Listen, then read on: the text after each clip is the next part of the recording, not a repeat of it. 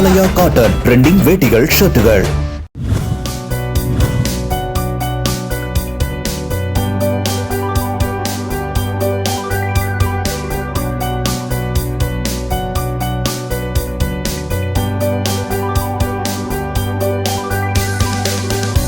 திருச்செந்தூர் சட்டமன்ற தொகுதி திமுக வேட்பாளர் அனிதா ராதாகிருஷ்ணன் நாதன்கிணறு, பூச்சிக்காடு, காயாமுடி உள்ளிட்ட பகுதிகளில் திறந்த வாகனத்தில் சென்று தீவிர வாக்கு சேகரிப்பில் ஈடுபட்டார். ஏராளமான மக்கள் மேளதாளங்கள் முழங்க பட்டாசு வெடித்தும் பொன்னாடை மற்றும் மாலைகள் அணிவித்தும் உற்சாகமாக அவருக்கு வரவேற்பு அளித்தனர்.